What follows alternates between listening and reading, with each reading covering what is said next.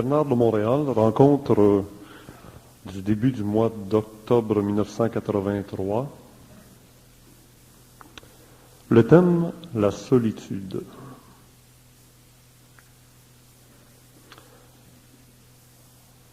On dit qu'on est seul et qu'on meurt seul. La solitude, Bernard, doit-elle être perçue comme un mal sur le plan de l'évolution, même si on sait qu'on est en période d'involution, ou doit être perçue comme un bien? Est-ce que d'abord la solitude, ça existe?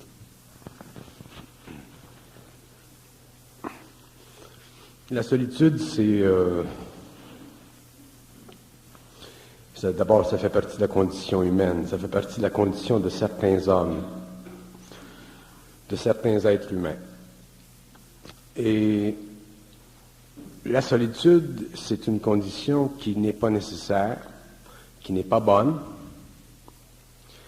et qui existe parce qu'il y a chez l'homme, chez l'être humain, des manques. Ce qui crée la solitude, c'est une pauvreté dans l'esprit quelque part, un manque de richesse quelque part dans l'esprit, causé par certains blocages, soit d'ordre émotif ou soit d'ordre simplement psychologique, mental. La solitude, c'est pas bon parce que l'homme, soit l'homme sur le plan matériel, c'est-à-dire l'esprit dans la matière, ou l'esprit en dehors de la matière, doit continuellement, au cours de l'évolution, convenir avec d'autres esprits dans la matière ou en dehors de la matière. Donc, la communication, c'est fondamental dans le cosmos. C'est fondamental, la communication. Et là où il y a communication, il n'y a plus de solitude. Maintenant, dans le phénomène de la solitude, dans ce qu'on appelle la solitude, il y a différents aspects. Il y a des gens qui peuvent être seuls dans leur esprit, mais ne pas sentir la solitude. Il y a des gens qui peuvent être dans le public et sentir la solitude. Il y a des gens qui sont dans une ville comme New York et qui sentent la solitude. Donc, la solitude, ce n'est pas nécessairement quelque chose de physique, dans ce sens que ce n'est pas parce qu'une personne est en contact avec des êtres humains qu'il n'y aura pas de solitude. La solitude prend son origine dans l'état d'esprit de l'homme. Et pour que l'homme dépasse la solitude, il faut qu'il y ait en lui certains ingrédients. Un de ces ingrédients, c'est la capacité de communiquer. Un deuxième, c'est la capacité d'aimer l'être humain. Il y a des êtres qui n'aiment pas les êtres humains. Ils n'aiment pas les êtres humains parce qu'ils ne s'aiment pas eux-mêmes. Pour aimer l'être humain, il faut s'aimer soi-même. Donc, ces êtres-là peuvent vivre la solitude. Et un autre ingrédient dans la solitude, c'est la tristesse de l'esprit. Il y a des êtres humains qui vivent une sorte de tristesse dans l'esprit, tristesse qui naît d'un manque d'énergie émotive, qui naît d'un manque de créativité à travers l'énergie émotionnelle. Ça crée une tristesse. Et les êtres qui vivent de tristesse dans l'esprit sont des êtres seuls qui ne peuvent pas apporter dans le monde autour d'eux facilement de la joie. Donc, un être qui est victime de la solitude, c'est un être qui n'est pas capable d'apporter facilement de la joie. Maintenant, dans la solitude, il y a une autre chose, il y a un autre, pas un aspect, mais il y a une autre dimension. Un être qui est très, très conscient, par exemple, est un être solitaire. Il n'est pas solitaire dans son esprit. Il est solitaire dans son intelligence. Alors, il est solitaire dans son intelligence parce que son intelligence présuppose une condition d'entendement vis-à-vis la vie, sa vie personnelle, la vie du monde, la vie de la planète, la vie de l'évolution. Donc, il est solitaire dans son intelligence, mais il n'est pas un être victime de la solitude sur le plan humain.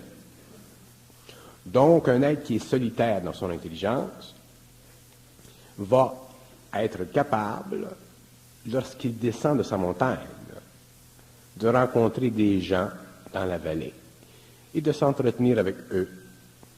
Et ainsi, il va briser sa condition et ensuite il va revenir peut-être plus tard à sa montagne pour confronter encore plus loin, d'une façon plus vaste, les mystères de la vie, et ainsi de suite, selon sa vibration, selon son intelligence, selon sa capacité personnelle évolutive de traiter avec des problèmes d'ordre évolutif que seul lui, en tant qu'être, peut traiter. Et ensuite, il va redescendre de sa montagne et il va aller retrouver ses amis. Ça, c'est un aspect de la solitude. Sur le plan humain, sur le plan de la société d'aujourd'hui, plus la société se fragmente, plus la société devient inhumaine, plus elle devient aliénée, plus l'être humain souffre de solitude parce que tous les êtres humains dans cette société, au fur et à mesure qu'elle se fragmente, perdent leur conscience. Ils astralisent leur conscience, donc ils s'éloignent du but fondamental de la vie sur un plan matériel, celui de construire avec des hommes qui ont un esprit, une intelligence, un amour et une volonté parallèles. Donc, la société aujourd'hui tend à créer et à imposer des conditions qui font en sorte que l'homme moderne, surtout dans les grands centres, devient de plus en plus seul. Et automatiquement, cet homme devient de plus en plus malheureux et il crée autour de lui de moins en moins de joie et ça se communique.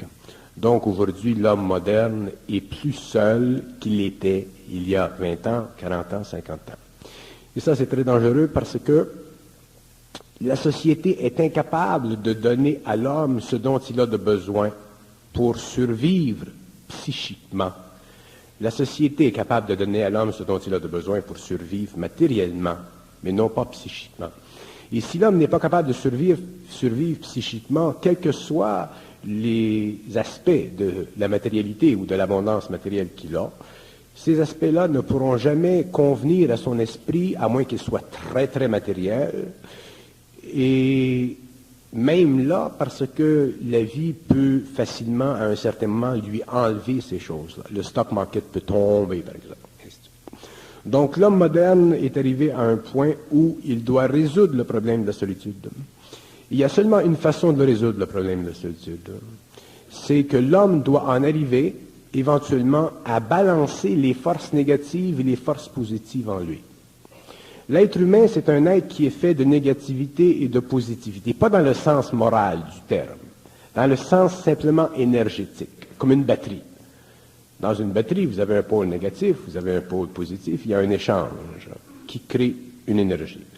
L'être humain, c'est la même chose. L'être humain possède de l'énergie négative dans le corps astral, pas négative moralement, négative au niveau de la polarité. Il possède une énergie positive dans le corps mental, et la synthèse de ces deux énergies doit être faite, mais elle ne peut être faite parfaitement que par un autre corps en lui, qu'on appelle la conscience supramentale, l'intelligence pure. Donc, chez l'homme, l'émotion contient l'énergie négative, la partie animale de l'homme. Le mental inférieur contient l'énergie positive, et la conscience supramentale fait la synthèse des deux. Et aujourd'hui, il se produit que l'homme moderne, n'étant pas encore supramental, étant assiégé dans l'émotion et étant abasourdi dans l'intellect, est arrivé à un point où il n'est plus capable de faire la synthèse de l'énergie négative et positive en lui. Donc, il vit éventuellement le désarroi psychologique qui l'amène éventuellement à la solitude. La solitude, c'est très dangereux parce que ce n'est pas nécessaire, ce n'est pas sain et ça ne fait pas partie de la vie. Ça fait partie de la mort. Et il y a beaucoup de gens qui vivent la solitude, non pas parce qu'ils ne pourraient pas vivre autrement, mais parce qu'ils ont des conditions psychologiques tellement déformées que l'énergie de leur conscience interne ne peut pas ou n'a pas suffisamment de force pour créer la balance entre l'énergie négative en eux et l'énergie positive en eux. Ils n'ont pas cette capacité de vivre leur vie au niveau de leur conscience réelle. Ils ne vivent leur vie qu'au niveau des impressions qui sont créées dans leur vie. Donc, s'ils perdent leur job, s'ils perdent telle chose dans la vie, l'émotion entre en jeu, l'énergie positive devient très forte, ou sur le plan mental, ils sont en désarroi, donc l'énergie, je disais l'énergie positive dans le sens du mental, l'énergie négative dans le sens de l'émotion, ces deux énergies-là étant débalancées, il se crée chez ces gens-là un déséquilibre qui, si ça va trop loin, si ce n'est pas réétabli, créera une solitude. Le phénomène de la solitude, c'est un phénomène d'énergie, ce n'est pas simplement un phénomène psychologique.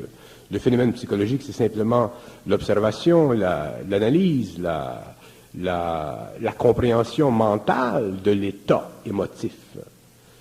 Un être qui est mental dans le mental supérieur, ne peut pas vivre la solitude parce qu'il est conscient, c'est-à-dire qu'il est bien avec lui-même.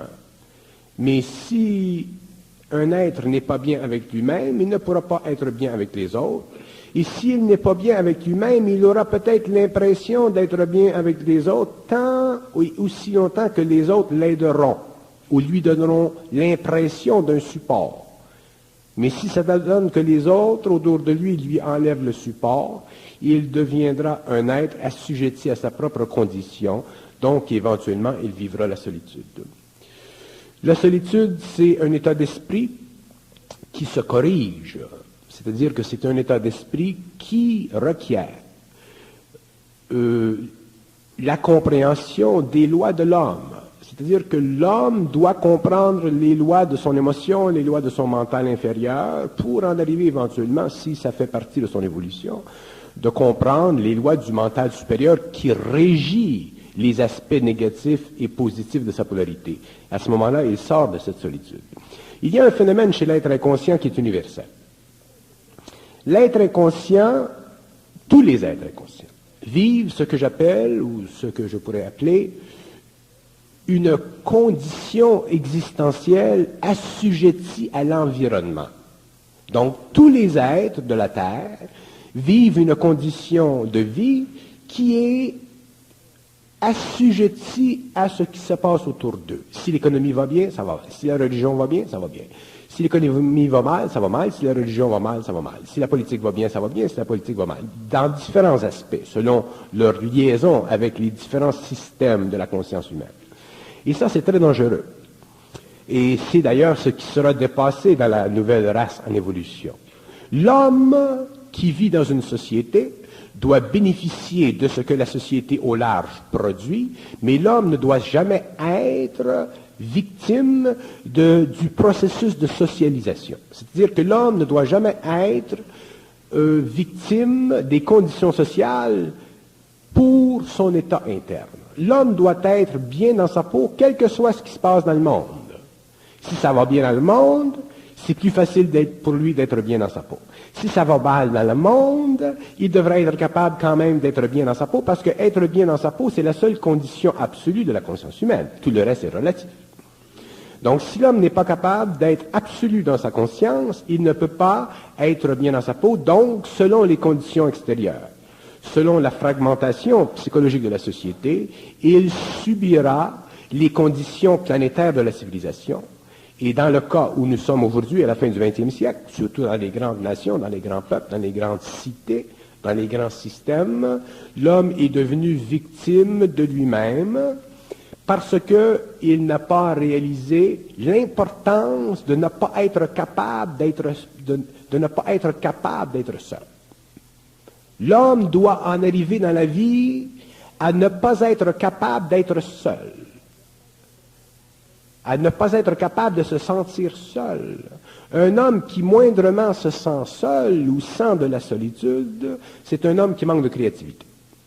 C'est un homme qui manque, où il y a un manque dans l'intelligence et dans la volonté. Qu'il y ait chez l'homme, pendant une certaine période, une certaine solitude, c'est normal, parce qu'il y a des ajustements dans la vie, il y a des raccordements, il y a des crises, c'est normal. Mais si l'homme n'est pas capable éventuellement de dépasser les crises de la vie qui créent la solitude, c'est qu'il manque en lui de la volonté, il manque en lui de l'intelligence, et s'il manque en lui ces deux aspects de sa conscience universelle, à ce moment-là, il est obligé de vivre sa vie d'une façon conditionnelle, c'est-à-dire d'une façon planétaire, et c'est ce que fait l'homme moderne. Donc, la solitude, c'est un tableau contre lequel l'esprit de l'homme est incapable de peindre sa réalité. L'esprit n'a plus de pouvoir parce qu'il n'y a plus suffisamment de lumière, c'est-à-dire d'intelligence ou de volonté dans l'esprit. Et s'il n'y a pas ces principes fondamentaux de la conscience supérieure de l'homme, de la conscience universelle de l'homme, il est évident que la solitude devient un bain dans lequel il trempe et qu'il peut tremper pendant des années, et il peut rationaliser sa solitude. Il y a des gens qui facilement rationalisent leur solitude et ils n'ont jamais raison. Il y a des gens, par exemple, qui auraient l'occasion de répondre à un téléphone et dire, bon, on vous invite à aller au cinéma. Et ils ne voudront pas aller au cinéma parce qu'ils ne veulent pas déranger, ils ne veulent pas imposer, ou ils sont gênés, ou autrement dit, il y a toujours des attitudes, des mécanismes psychologiques dans l'homme qui créent la solitude. La solitude, elle est causée par l'individu lui-même, elle n'est pas prescrite par les forces cosmiques en lui, elle est le résultat d'une incapacité créative de trancher les questions de la vie, c'est-à-dire d'éliminer dans la vie ce qui crée cette condition humaine. Donc, l'homme qui vit et qui souffre de solitude par sa propre faute, et il en souffrira tant qu'il n'aura pas compris la nécessité de détruire en lui la forme qui crée la solitude. Parce que il y a toujours une forme qui crée une solitude. Que ce soit la gêne, que ce soit ci ou que ce soit ça, il y a toujours une forme. Et si l'homme n'en arrive pas un jour à détruire la forme qui le paralyse et qui crée la solitude, il demeurera solitaire, il sera malheureux, et il ne pourra pas créer de joie autour de lui, donc il ne pourra pas vivre de joie réfléchie en lui, et ce sera un être qui aura très peu sur le plan matériel à vivre, il ne pourra pas comprendre la terre, il ne pourra pas voir la beauté de la terre. Il sera simplement un être de plus en plus affecté par les conditions extérieures, donc il vivra une vie relative, et s'il vit une vie relative, il perdra contact avec lui-même petit à petit, éventuellement, si ça va trop loin, il tombera dans des états sombres de l'esprit, qui pourront même l'amener, si les conditions relatives extérieures sont trop pressantes, à un déséquilibre émotionnel et mental, qui le mènera éventuellement à l'insanité ou à l'aliénation mentale. Donc la solitude, c'est un tunnel qui est très long, et c'est un tunnel qui peut mener jusqu'à la folie, si ça va trop loin, dans les cas où la pression extérieure. Si l'homme sent ou se sent seul, mais qu'il y a suffisamment d'équilibre autour de lui, ça peut aller. Mais si les conditions relatives dans sa société s'effondrent, si ça va de plus en plus mal, si la pression psychologique, psychosociale, psychocollective devient trop grande, il ne pourra plus prendre la solitude parce qu'un homme doit parler avec un homme pour comprendre la vie. Un homme ne peut pas simplement penser. On ne peut pas comprendre la vie en pensant, on la comprend en parlant. En pensant, on réfléchit sur la vie, mais il ne faut pas réfléchir sur la vie, il faut créer dans la vie.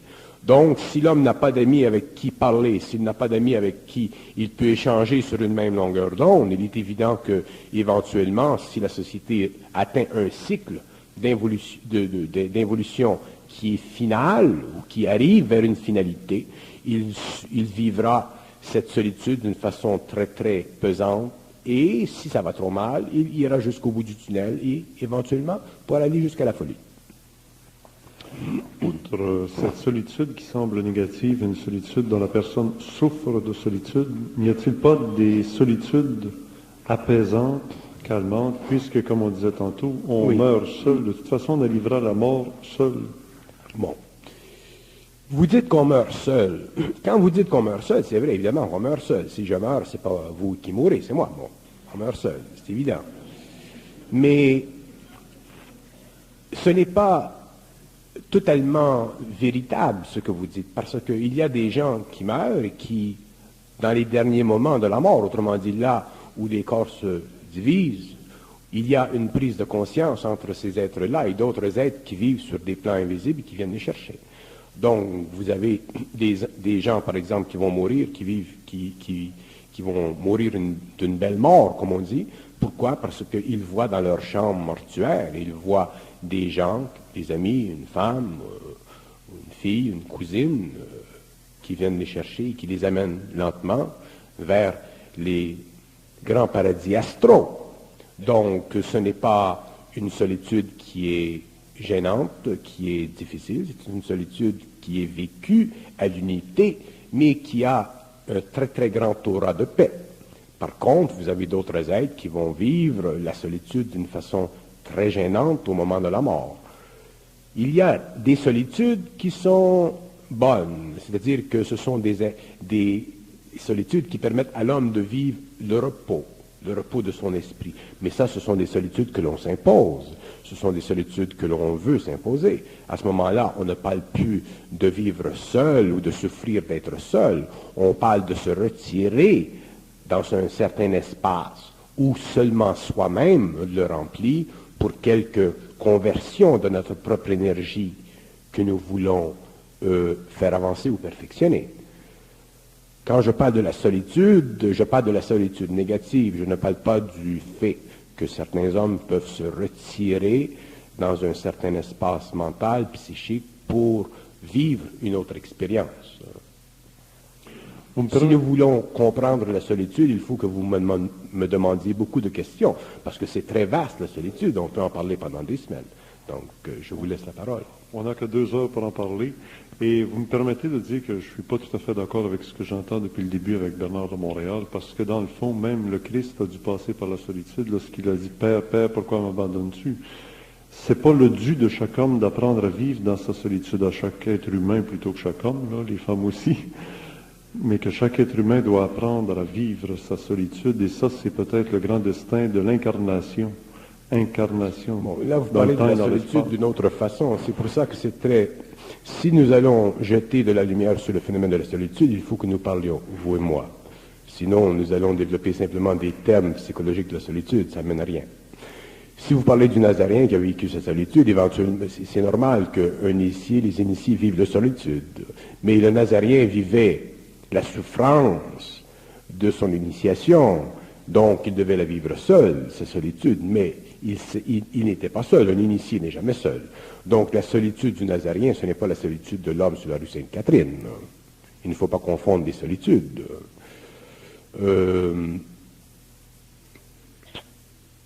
Si nous parlons de la solitude de l'homme, il nous faut reconnaître, et c'est très juste ce que vous dites, que l'homme doit être capable de vivre sa solitude. Ce que vous dites, dans le fond, lorsque vous parlez ou que vous dites que l'homme doit vivre sa solitude, ce n'est pas négatif. Il faut voir la solitude. Il y a la solitude négative, il y a la solitude positive, il y a l'amour négatif, il y a l'amour positif. Il faut toujours voir la polarité. Alors, il y a chez l'homme la nécessité de vivre ou d'être capable d'être seul. Un homme qui n'est pas capable d'être seul est un homme qui n'est pas capable de vivre seul. Et si un homme n'est pas capable de vivre seul, c'est qu'il manque en lui une certaine force. C'est qu'il a besoin encore de l'extérieur pour le nourrir. Et ça, à ce moment-là, ce n'est pas bon.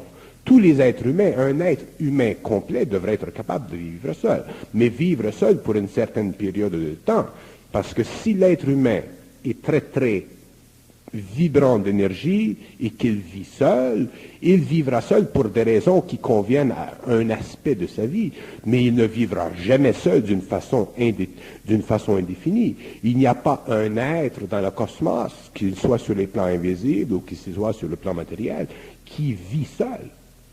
La solitude, dans son aspect unitaire, n'existe pas. C'est une déformation de la réalité de la vie de l'esprit.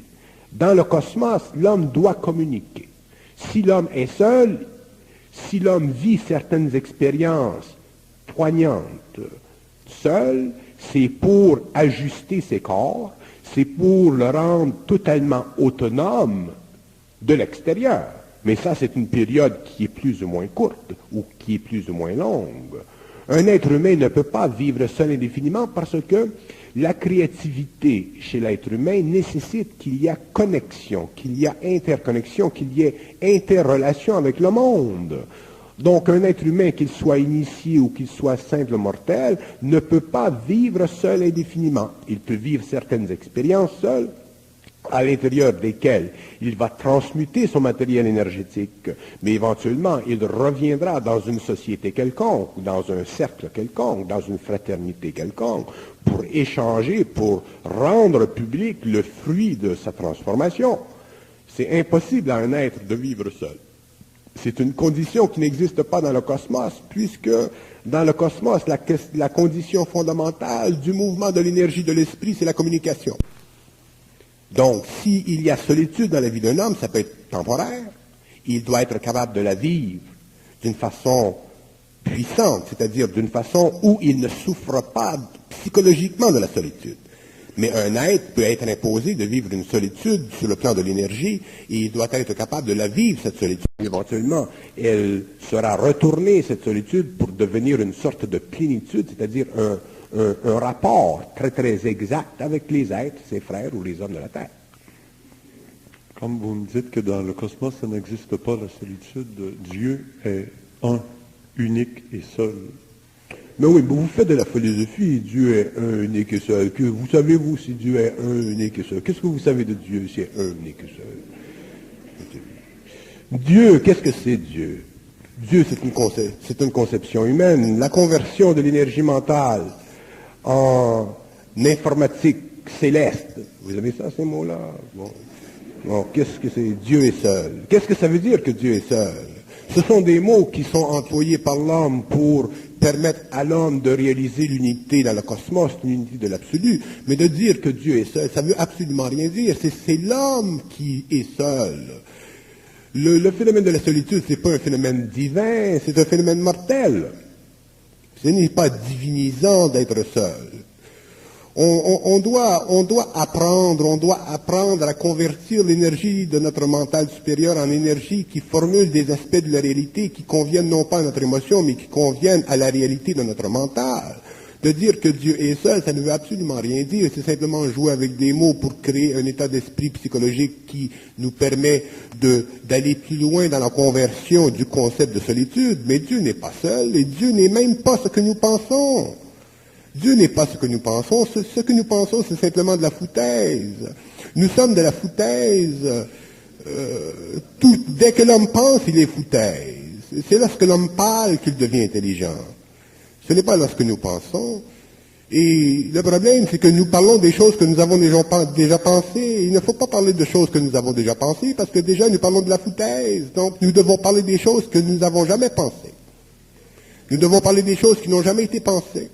Donc nous devons créer constamment avec le mental supérieur une forme, parce que l'énergie entre dans le mental, fait vibrer les neurones et rejette dans le monde quelque chose qui n'existe pas au niveau de la forme, mais qui existe au niveau de la réalité et que nous devons découvrir au niveau de la réalité au fur et à mesure que nous parlons de la réalité. Mais si nous conversons ou si nous parlons de choses qui ont déjà été pensées, à ce moment-là, c'est comme manger du lait caillé et nous nous rendons malades. De dire que Dieu est seul, ça ne veut rien dire.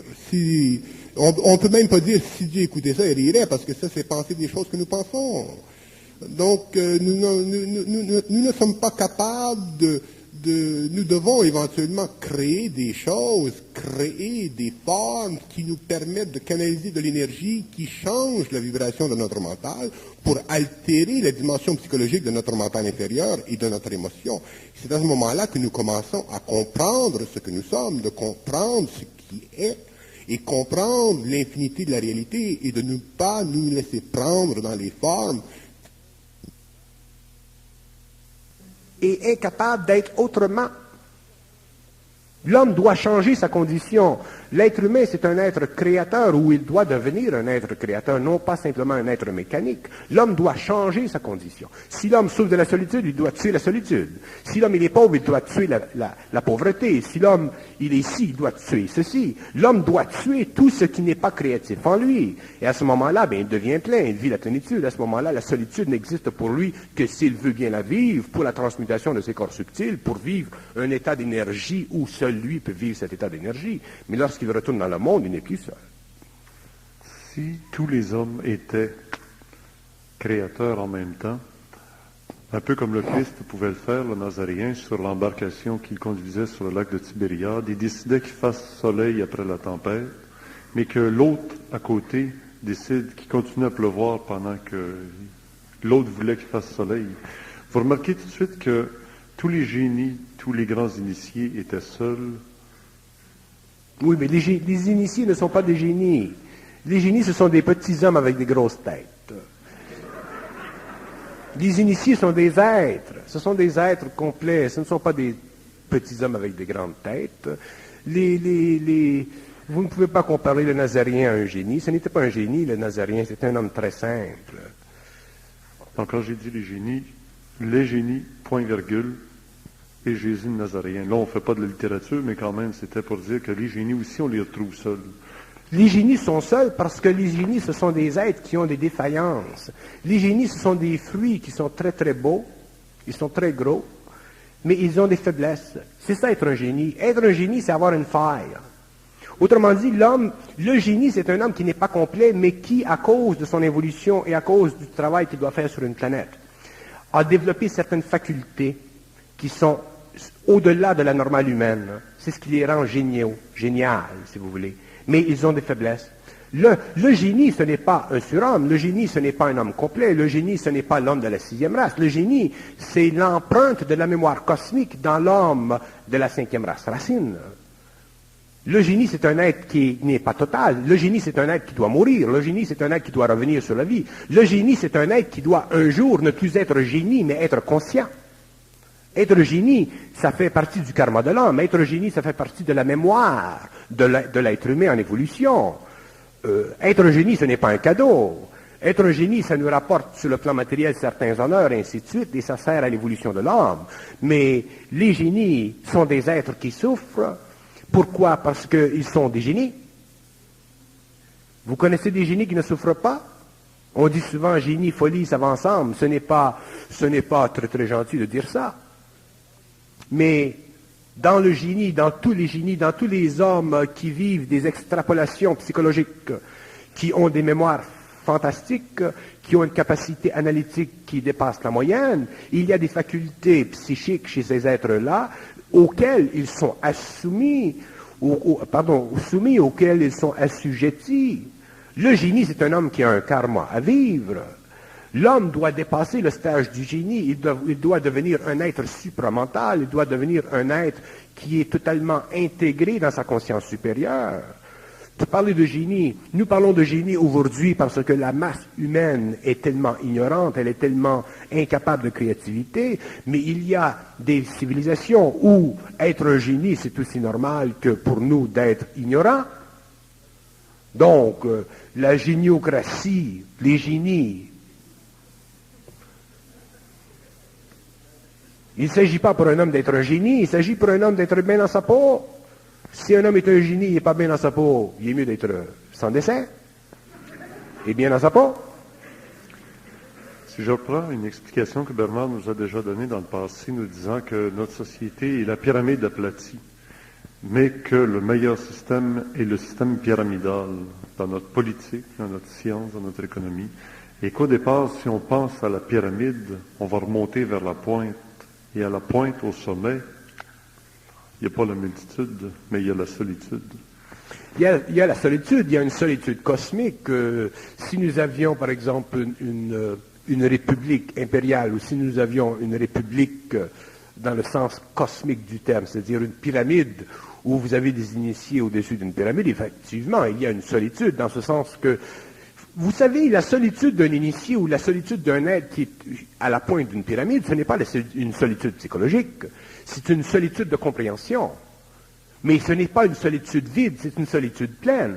Un homme qui est un être humain qui est un initié, autrement dit, un être humain qui est en contact avec la conscience supramentale d'une façon totale, ne souffre pas d'être seul. Il ne souffre pas d'être seul parce que sa solitude se remplit constamment. Elle se remplit, sa solitude. Elle se remplit par le fait qu'il est déjà en conversation ou en contact avec une énergie qui est totale. Donc, il est seul par rapport aux hommes, c'est-à-dire qu'il ne peut pas expliquer, si vous voulez, ou parler, si vous voulez, ou rejoindre, si vous voulez, toute la masse à la base de la pyramide, mais il peut facilement descendre à la base de la pyramide et ajuster ses vibrations et parler au peuple qui est là. C'est normal. Un être qui est seul dans le sens cosmique du terme, ce n'est pas un être qui réserve ou qui est réservé à lui-même, c'est un être qui est maintenu à l'intérieur de lui-même, mais qui peut facilement entrer en relation avec les hommes à la base de la pyramide. Ce n'est pas le même phénomène de solitude. Il ne faut pas mélanger la solitude des initiés avec la solitude psychologique de l'homme. Ce n'est pas une solitude. L'initié ne vit pas... L'initié, il est solitaire dans son intelligence, il est seul dans sa compréhension, il est seul dans sa capacité de réaliser certaines choses parce qu'il a lui-même cette vibration. C'est un phénomène de vibration. Mais ce n'est pas un phénomène psychologique. La solitude, elle commence et elle se termine à l'intérieur de la psychologie humaine. Quand nous parlons de solitude, nous devons parler de solitude psychologiquement, non pas vibratoirement. Un homme qui est vibratoire, qui a une conscience vibratoire, qui a une conscience supramentale, autrement dit, n'est pas seul, même s'il est seul, il n'est pas seul. Non. Mais un homme qui a une conscience psychologique peut être seul. Ou il peut ne pas être seul, mais il sera toujours seul. Les hommes sont toujours un peu seuls. Mais pourquoi ils sont un peu seuls? Parce qu'ils ne sont pas pleins d'eux-mêmes, autrement dit. Ils n'ont pas la connexion, ils n'ont pas conscience, ils ne sont pas en relation vibratoire avec l'énergie qui fait la synthèse de leur émotion et de leur mental, ce qu'on appelle la conscience supramentale. Vous avez souvent parlé d'être centrique. La centricité n'est-il pas déjà un phénomène de solitude?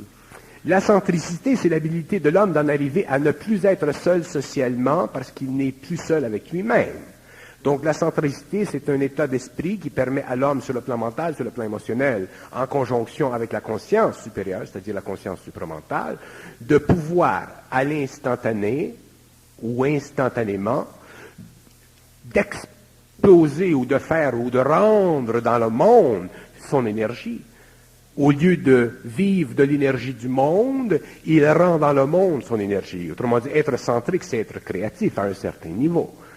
Et un être qui est centrique peut vivre la solitude physique, mais il ne vit jamais de solitude psychologique, puisque pour être centrique, ça nécessite qu'il y ait un contact entre le mental inférieur de l'homme, ou ses plans inférieurs, et sa conscience supérieure. Alors, si on en venait à des cas concrets, la femme qui est abandonnée par un mari qui est parti pour d'autres horizons, avec d'autres gazelles, elle vit une solitude.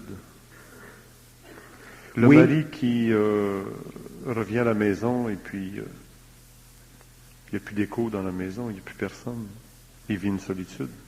Comment concrètement, si vous n'êtes pas psychologue, là, mais supramentalement, vous allez aborder ces cas de solitude? Parce qu'on va en arriver graduellement à parler du suicide, qui est une plaie actuellement dans notre société, chez les jeunes qui se suicident en grande quantité. Alors, j'aimerais graduellement qu'on arrive à des cas concrets de gens qui vivent la solitude. Il y a des gens mariés qui sont à regarder la télévision tous les deux dans la même direction, mais ils ne se parlent plus. Ils vivent donc déjà une solitude psychologique, encore une fois, mais ça devient dangereux au point de les amener au suicide. À partir de quel moment, là, quand on regarde ça sur le supramental? La solitude devient dangereuse à partir du moment où l'homme perd conscience qu'il est capable de transformer sa vie d'une façon intégrale. C'est-à-dire que la solitude devient dangereuse à partir du moment où l'homme perd la notion de sa capacité de transformer sa vie.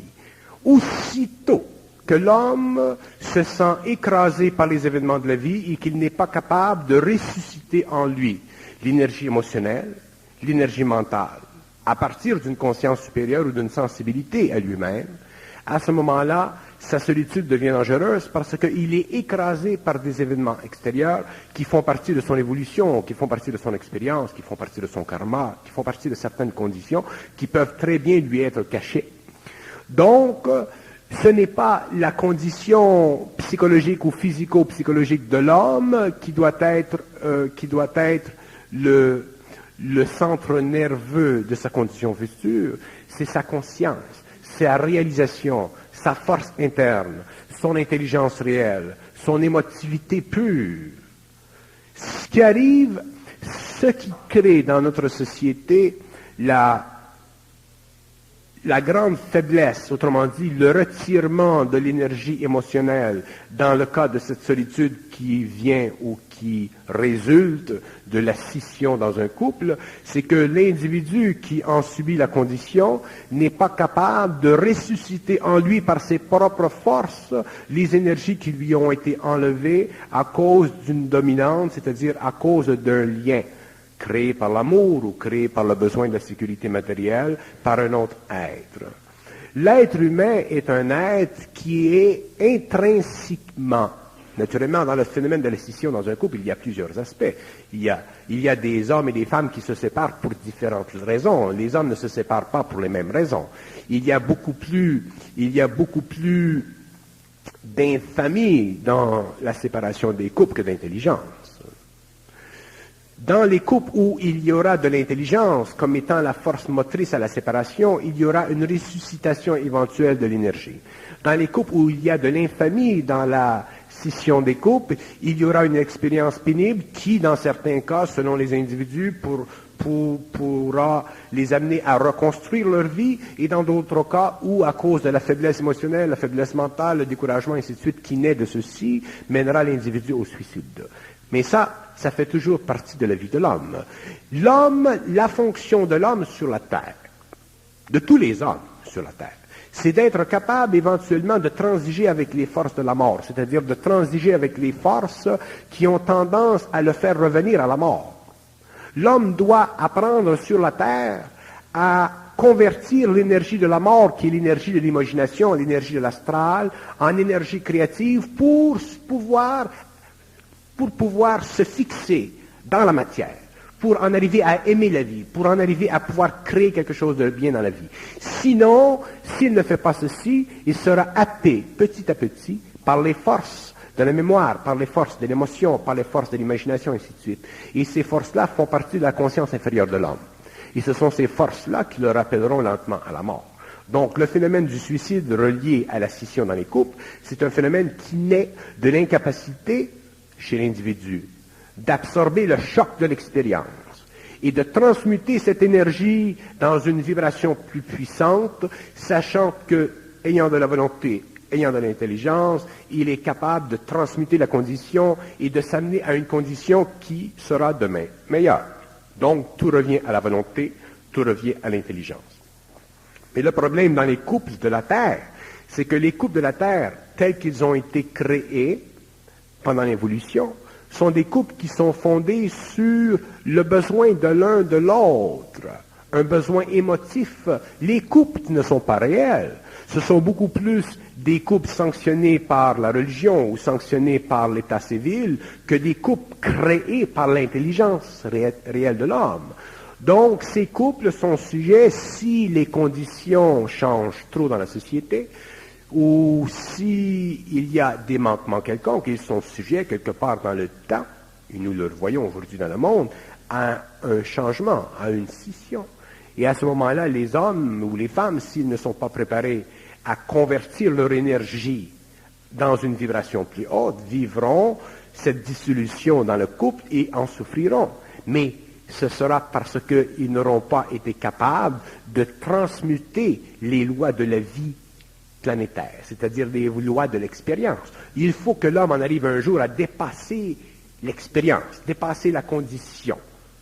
Et tout ceci fait partie du plan de vie de l'homme. L'homme rencontre dans la vie, ou la femme rencontre dans la vie tel personnage. Et ce personnage représente pour elle ou pour lui une condition de joie, de bonheur, ainsi de suite. Ils sont jeunes, ils ont 18 ans, ils ont 20 ans. Rendu à 20, 30 ans, la vie change, mais tout ceci fait partie du plan de vie.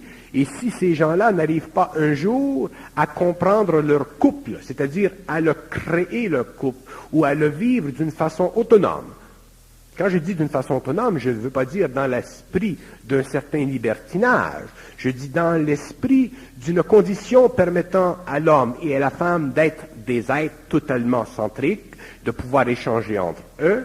À ce moment-là, il peut se créer une dépendance. Il y a dans le monde des hommes qui dépendent émotivement de leurs femmes. Il y a des femmes qui dépendent émotivement de leur mari. Et si ces êtres-là vont dans la vie ou vivent dans la vie ou vivent les pressions sociales, il peut très facilement se créer des conditions où cette dépendance sera mise en jeu, sera questionnée par la vie afin qu'il y ait un perfectionnement dans le couple, qu'il y ait une plus grande intelligence dans le couple. Ce qu'on pourrait appeler la transmutation dans le couple, la transmutation du couple. L'être humain, un couple, ce n'est pas de l'accouplement. Et un couple, ce n'est pas non plus de l'esclavage. Donc, si dans le couple il y a simplement de l'accouplement, ou s'il y a de l'esclavage, ce n'est pas un couple, ce n'est pas la création de l'homme et de la femme à partir du mental supérieur, c'est une condition qui est le résultat d'un paramètre émotionnel ou d'un paramètre psychologique, que peut-être que le bonhomme a beaucoup d'argent, ou que la bonne femme, elle est très bien rondée, mais ça, ce ne sont pas des valeurs réelles. On ne peut pas former un couple sur des aspects psychologiques. On doit former un couple sur des aspects qui relèvent de notre intelligence pure. Et c'est de notre intelligence pure que nous pouvons voir les possibilités de notre couple. Et lorsque l'homme voit les possibilités du couple, il ne voit plus les limites du couple. Et même s'il y a dans le couple des limites, ces limites-là ne sont plus importantes parce qu'elles sont déjà dépassées par les possibilités. Vous me faites penser au thème de la soirée qui s'intitule « La solitude ». Ne pourrait-il pas aussi avoir des solitudes de couple?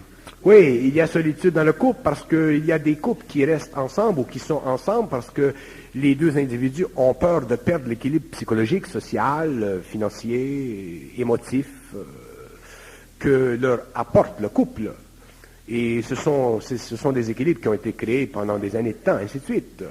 Et les deux êtres vivent une solitude parce qu'il n'y a pas entre eux de pont, c'est-à-dire qu'il n'y a pas de relation mentale suffisante en eux pour que les conditions du couple soient transmutées.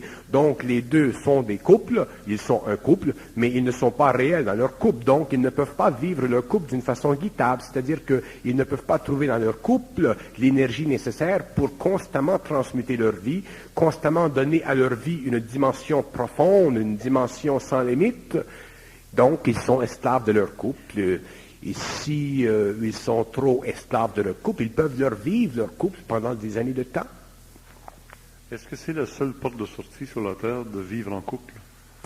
Vivre en couple, c'est la plus belle sortie et c'est la plus belle condition de vie de l'homme. Vivre en couple, ça veut dire pouvoir parler avec quelqu'un dans la nuit.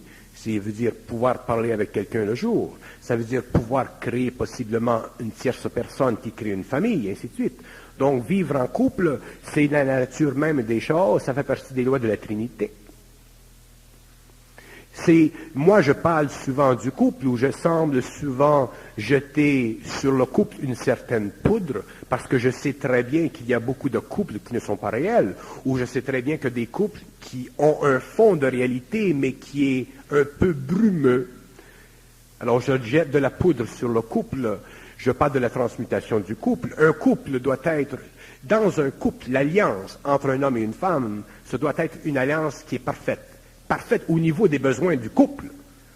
Autrement dit, ce n'est pas un autre couple qui peut dicter à un autre couple ce qui est nécessaire à l'intérieur de ce couple. C'est le couple qui comprend, qui sait et qui est capable de vivre selon les conditions de sa vibration. Alors, le couple doit être vécu d'une façon très, très intelligente, et pour le vivre d'une façon très intelligente, souvent il faut l'amener à se débarrasser des antiquités. Il y a des couples qui sont trop antiques.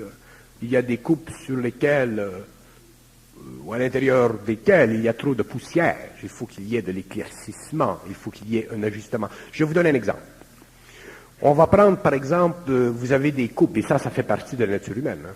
Vous avez des hommes et des femmes qui sont ensemble. On prend surtout les jeunes qui s'aiment, qui ne sont pas encore des couples au niveau de la famille, et ainsi de suite, qui sont simplement accouplés pendant un certain temps, qui s'aiment, qui sont liés par l'amour humain, astral, émotif, le romantisme, ainsi de suite. Vous avez dans ces couples des petites périodes. Chez certains, c'est à tous les 2 semaines. À tous les 2 semaines, il faut qu'ils se bavent un peu.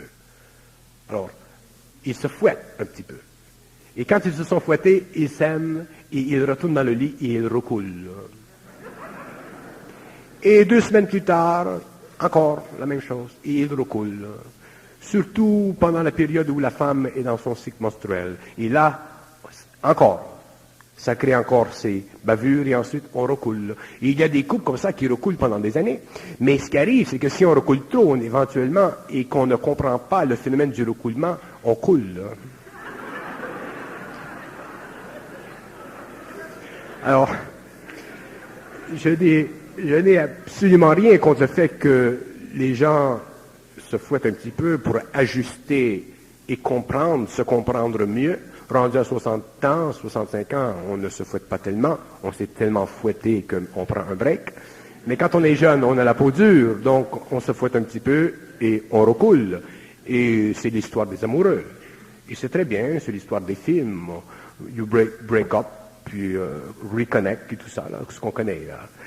Mais au moins, dans ces couples-là, on sent qu'il y a quelque chose de très puissant qui les tient. Et c'est l'intelligence de leur esprit qui leur permet de vivre un amour qui est suffisamment réel pour dépasser les conditions du fouettage. Et quand ils recoulent, ils ont oublié tout, ainsi de suite. Mais, par contre, il y a des couples qui se fouettent, non pas parce qu'ils s'ajustent au niveau de leur esprit, mais parce qu'il y a des aspects en eux qui ne sont pas totaux. C'est-à-dire que la femme, elle a quelque chose qui ne va pas, l'homme a quelque chose qui ne va pas, il y a quelque chose dans le couple qui ne va pas, il y a une faille dans le couple qui est profonde, mais la finance, les conditions, l'enfant, et ainsi de suite, il y a des conditions qui sont tellement fortes qui empêchent que ce couple se dissoudre. Et ce sont ces gens-là qui se fouettent un peu trop. Et nous avons dans les journaux, et ainsi de suite, des histoires où l'homme et la femme se sont trop fouettés. Et ça, c'est une autre sorte de couple. Ce sont des couples malheureux. Ce sont des couples qui sont inévitablement amenés à la séparation, éventuellement, parce que les forces de l'esprit sont trop grandes. Remarquez que l'esprit, qui est la force nominale de l'homme, c'est une énergie qui veut toujours être libre. Il n'y a rien de plus libre dans le cosmos que l'esprit de l'homme. Et quand je parle de l'esprit de l'homme, je parle de l'énergie de l'homme qui passe dans le mental, dans l'émotion, dans le vital et dans le physique. Donc cette énergie dans l'homme, qui est une énergie évolutive, qui fait évoluer les principes inférieurs de l'homme, elle doit et elle veut être libre. Elle n'a aucune, l'esprit de l'homme n'a aucune objection au couple. D'ailleurs, c'est l'esprit de l'homme qui crée le couple. L'esprit de l'homme qui crée le couple. Il le crée avec une femme, il le crée avec un homme, ou il le crée avec 2 hommes, ou il le crée avec 2 femmes. C'est sans importance. Mais il crée le couple. Donc, l'esprit veut bien créer le couple, mais il veut être libre, évolutivement, à l'intérieur du couple qu'il a créé. Maintenant, si, à l'intérieur du couple qu'il a créé, l'ego met en échec la liberté évolutive de l'esprit, éventuellement, il y aura des situations créées par l'esprit pour permettre que les 2 égos évoluent. C'est la loi de la vie. Là, vous venez de dire des couples créés entre un homme et une femme, d'accord, c'est visible, c'est naturel, et ça peut faire des enfants forts, mais 2 femmes ou 2 hommes qui créent un couple. 2 femmes ou 2 hommes, que ce soit 2 femmes ou 2 hommes, un couple créé par 2 femmes ou un couple créé par 2 hommes, c'est un couple. N'oubliez pas une chose, que lorsque nous concevons, nous pensons couple, nous, les hommes, nous pensons couple selon les conventions de notre culture. Le couple dans la civilisation judéo-chrétienne, le couple en Polynésie, le couple en Afrique, ce sont des couples différents. Donc, il y a des peuples pour qui vous avez un homme avec et 15 femmes. Alors, vous savez, le concept du couple, c'est un concept qui est fondamental aux lois de la vie, aux lois de la polarité, mais il n'est pas vécu de la même façon dans tous les peuples. Donc, nous, les hommes, dans le monde occidental, lorsque nous parlons du couple entre homme-homme ou femme-femme, nous avons tendance à développer de grands sourcils. Pourquoi? Parce que nous réfléchissons sur la condition psychologique du couple. Nous n'avons pas l'intelligence des lois de l'esprit qui forment le couple.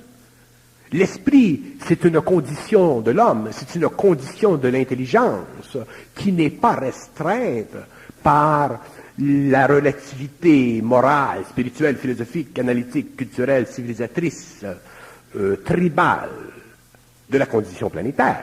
L'esprit est ici. L'esprit, c'est de la lumière. L'homme, c'est le réceptacle. L'homme vit de son esprit et vit une certaine expérience. Le couple homme-homme, femme-femme, qui comprend la nature de l'esprit qui les unit, qui a créé le couple, ne souffre plus dans son couple. Un couple qui est homosexuel ou lesbien, un couple qui est tel et qui connaît les lois de l'esprit ne souffre plus psychologiquement dans son couple. La raison pour laquelle ces gens souffrent dans leur couple, c'est parce qu'ils le vivent sur le plan psychologique et qu'ils sont bombardés constamment de l'extérieur. Ils sont jugés constamment de l'extérieur. Et les hommes et la société ne réalisent pas que l'être humain, dans sa condition d'involution, dans son plan de vie, ne régit pas les lois de son esprit et n'est pas responsable sur le plan humain des conditions imprimées par son esprit dans son émotion, dans son mental, dans son vital et dans son physique. L'homme, ce n'est pas ce que nous voyons dans la chair. L'homme, c'est la concrétisation du rapport entre l'énergie de son esprit et les plans subtils de sa conscience. Donc, l'homme, c'est l'équilibre entre l'énergie de l'esprit, le mental, l'émotionnel, le vital et le physique. C'est ça l'homme. Et c'est simplement un aspect de l'homme. Il y a un autre aspect de l'homme qui est beaucoup plus invisible, beaucoup plus occulte, que nous pouvons appeler l'homme éthérique, l'homme éthéré, où la conscience sort du corps matériel et regarde le corps matériel, il le revoit, ce corps matériel, comme simplement une coque, et où la réalité, elle est fixée ici, dans les terres. Donc, nous avons les hommes ou les femmes qui sont accouplés ensemble, nous avons à reconnaître les lois de l'esprit. Et lorsque nous reconnaîtrons les lois de l'esprit, nous ne souffrirons plus en tant que couple non hétérosexuel. Nous vivrons notre couple selon les lois de l'esprit et non selon la dictée ou les convenances de la civilisation qui régissent les aspects émotifs et mentaux de l'accouplement, mais qui sont incapables de comprendre les lois parfaites et précises de la vie qui sont imposées dans l'évolution, dans l'incarnation, par l'esprit de l'homme. Pourrait-on parler de couple à un autre niveau? Je pense à Mozart qui formait un couple avec son piano, ou à l'écrivain qui forme un couple avec son papier sur lequel il va écrire. Ce n'est pas réellement un couple, c'est une affinité psychologique qui relève de l'amour de l'être pour l'objet qui lui rend de service sur le plan créatif. C'est un peu comme la petite fille qui adore sa poupée, ainsi de suite. Cet épanchement émotionnel envers l'objet qui nous rend un certain service, qui nous permet de remplir une certaine solitude créative. C'est une façon poétique de développer entre soi-même et l'apex de notre créativité un autre sommet avec lequel nous pouvons converser sans langage. Mais ce n'est pas un couple. Les grands artistes ont toujours eu dans leur vie ces femmes, ces belles femmes ou ces sensibles femmes avec lesquelles ils ont conversé par littérature, s'ils n'ont pas conversé par recoulement. Donc, Beethoven avait son Héloïse. C'était un couple à distance, parce qu'il était trop épris de son piano et les conventions de son temps empêchaient qu'il y eut une autre manifestation de son amour. Mais nous pouvons aller à l'infini sur les qualités du couple. Mais marier un piano, c'est pas la fin du monde. C'est un piano à queue. Si c'est un piano à queue, ça tombe dans la catégorie de l'hétérosexualité. Bernard, on va se laisser là-dessus après cette première heure. On pousse...